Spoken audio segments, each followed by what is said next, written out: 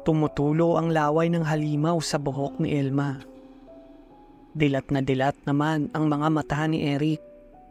Wala siyang nararamdaman kundi takot lamang. Alam niyang kasalanan niyang lahat ang nangyayari. Binitawan ng halimaw si Elma at unti-unting lumapit kay Eric na noon ay nakaluhod na sa lupa. Nang makalapit ang halimaw ay tumayo ito sa likod at pagkatapos ay hinawakan ng halimaw ang balikat ni Eric.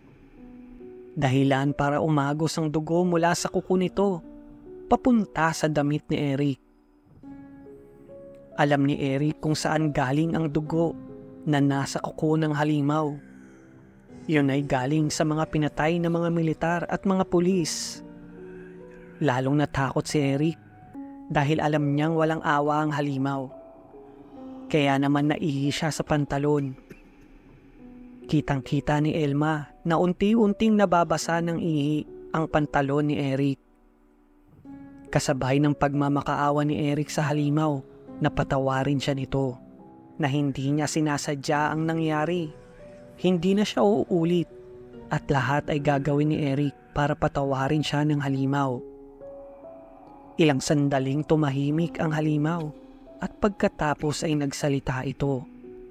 Malalim ang boses ng halimaw na kapag narinig mo ay siguradong tatayo ang mga balahibo mo sa katawan dahil sa takot. Sinabi ng halimaw kay Eric na kung gusto mong patawarin kita, ay ikwento mo sa papakasalan mong babae ang mga ginawa niyong magkakaibigan sa mga babae sa lungsod.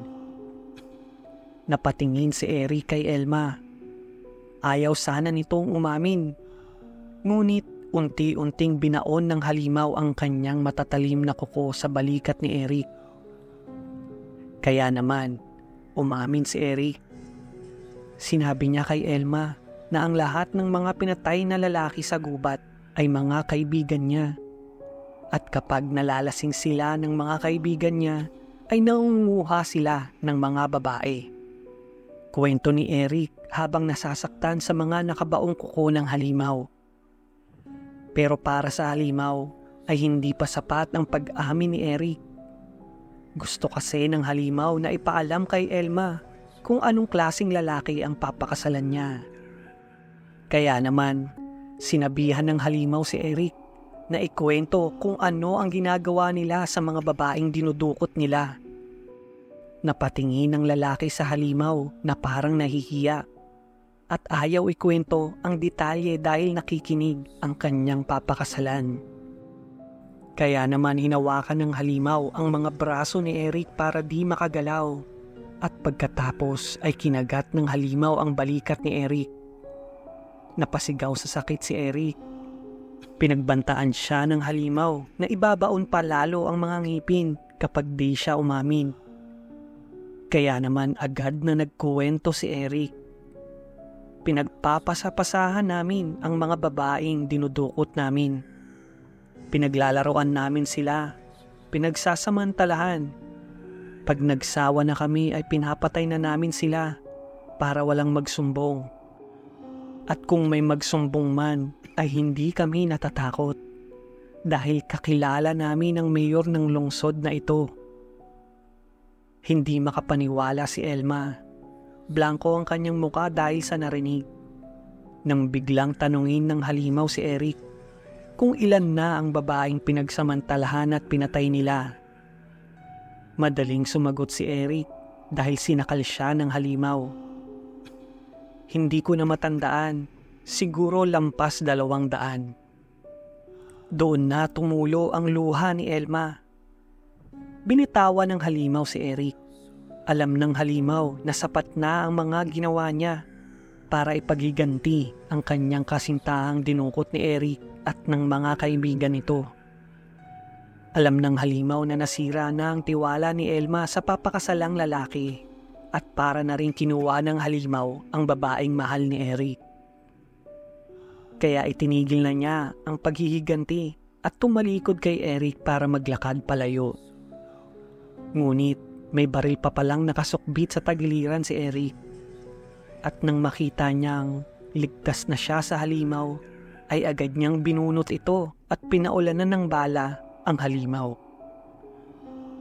Tinamaan ang likod ng halimaw at bumagsak ito sa lupa. Unti-unti itong naging tao. Lumapit si Eric at pinagsisipa ang katawan ng halimaw na ngayon ay isang ordinaryong lalaki na lamang.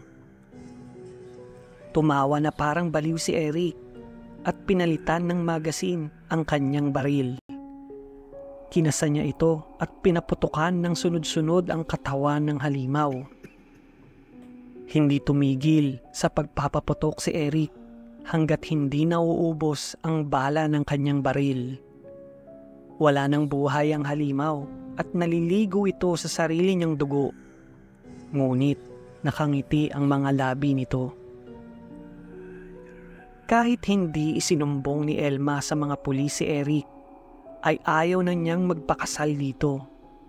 Ngunit kinausap ni Eric ang ama ni Elma na nangakong bibigyan ng malaking pera para masimulan na ng ama ni Elma ang matagal na niyang gustong negosyo.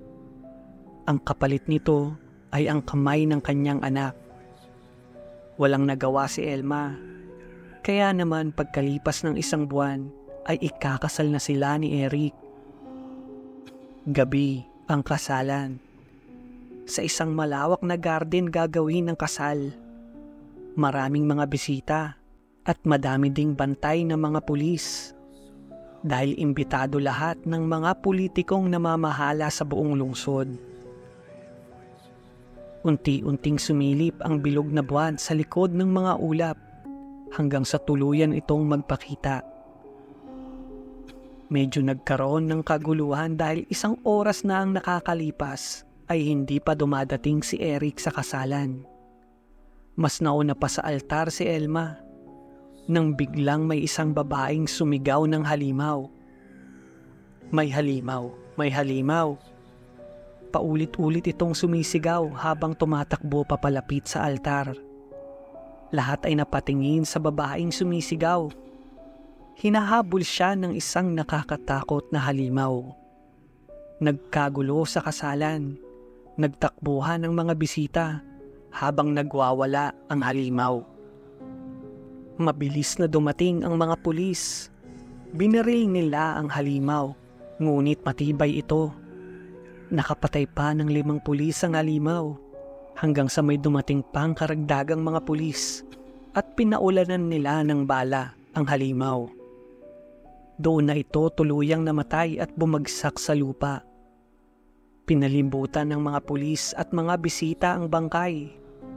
Nakita din ni Elma ang bangkay ng halimaw. Napangiti siya dahil ang halimaw ay si Eric pala.